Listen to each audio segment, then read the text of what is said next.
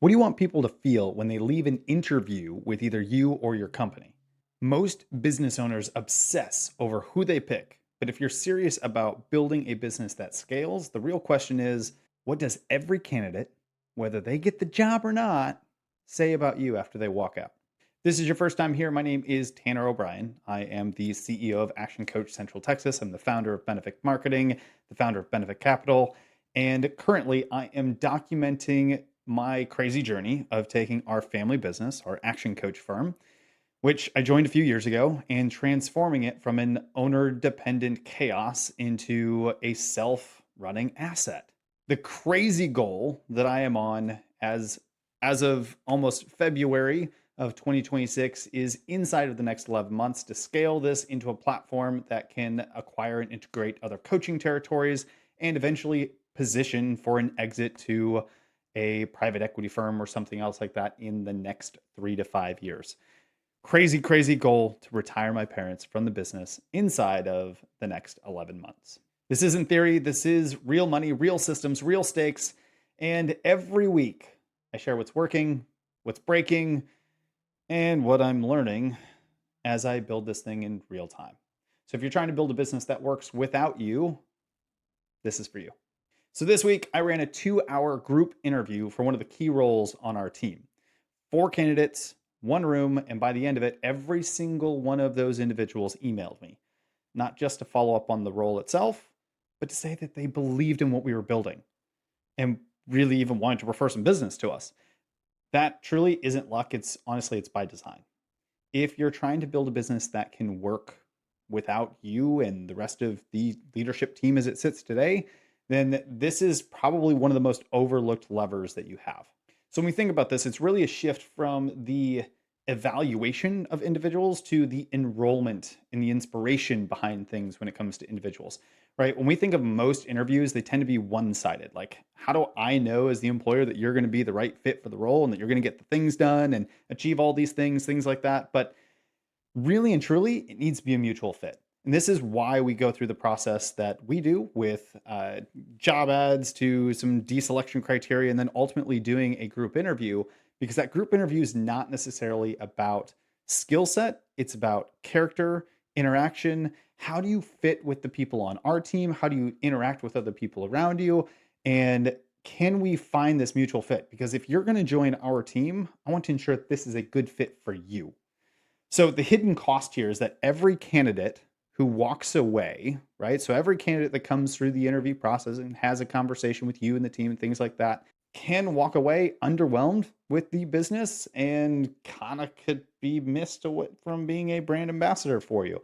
So this is the opportunity to showcase who you are, what you do, convey the culture that you all live and breathe on a daily basis so that people want to walk out of here and say, I can't wait to share everything that I've learned about this organization with the other people that I know. That is the testament to what the culture can be within your organization. So thinking about it this way from a general reference point, if someone leaves your interview thinking, I hope I get this job, then you've done okay, right? But if they leave thinking, man, I hope I get this, and if not, I'm telling everyone I know about the company, you've built some real leverage. So how do we structure this in a way that each of these individuals can feel that? So we do roughly a 2-hour group interview. And I think I did this in a previous video, so go back and check it. But we start with a job ad to get as many of the right individuals kind of coming into the funnel as possible. And there's a few steps or hoops that these individuals need to go through. And what that really does is it helps deselect individuals. If they don't feel they're a good fit, they don't want to kind of take the next steps, that's totally fine. Means that we're likely not the best fit anyway, and I'd rather them learn that earlier on so that they don't waste their time and we don't waste ours.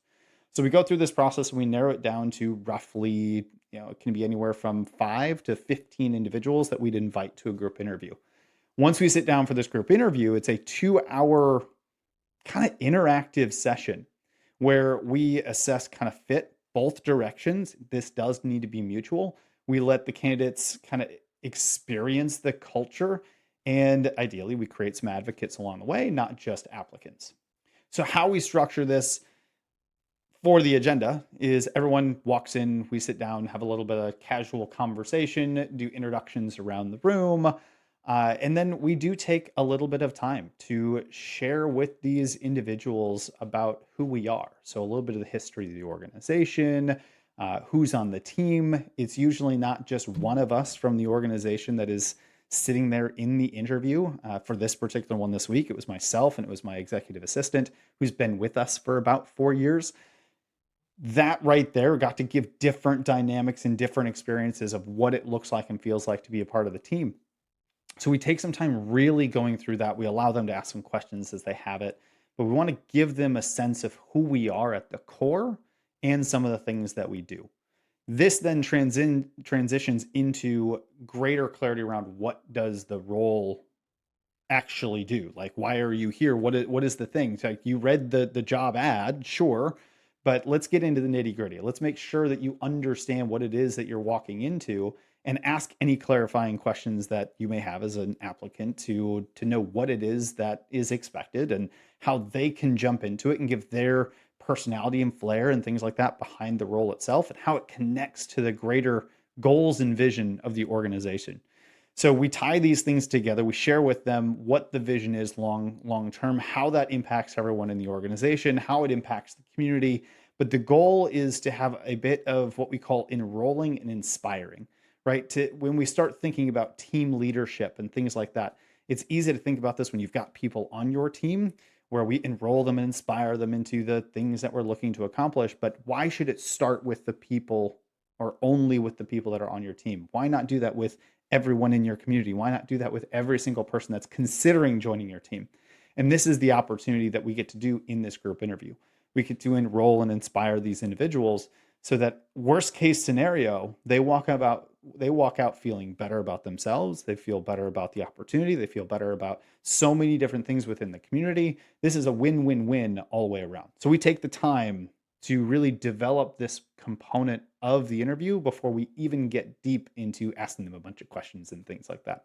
So we spend the time on that. Then we shift over and we ask them a series of questions. And these are not skill-based questions of telling me things that are on your resume and things like that. I want to know how these individuals think, how they behave, how they think on their feet, how they answer questions, all of these sorts of things. And it gives a whole different element to the interview process. And I got to say, it is a tremendous amount of fun. But fun is one of those culture points that I feel is important in most businesses, but I know it's important in ours. Throughout that process, then we kind of flip the tables and we allow them to ask whatever questions they have. Now, I told you this was a 2-hour interview process, and fortunately, Taylor and I had a little extra time afterwards. And while we let them choose to go when the time frame was up, most of them chose to stick around a little bit longer. Like, I don't want to leave. I want to ask a few more questions. I want to know more about this and that.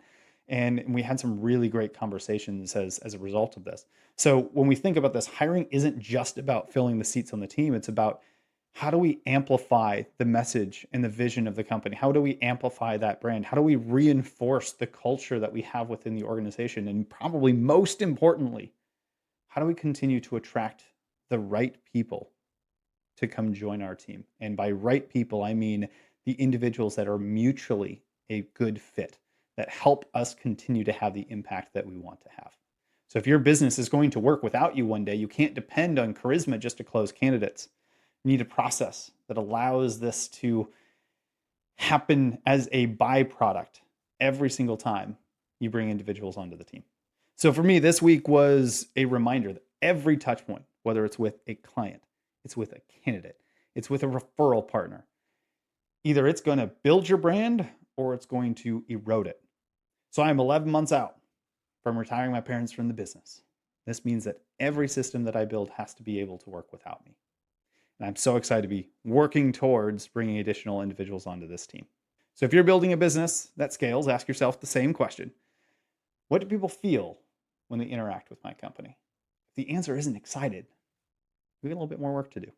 As always, stay tuned. I'll see you next week. And of course, let's keep building some amazing businesses together.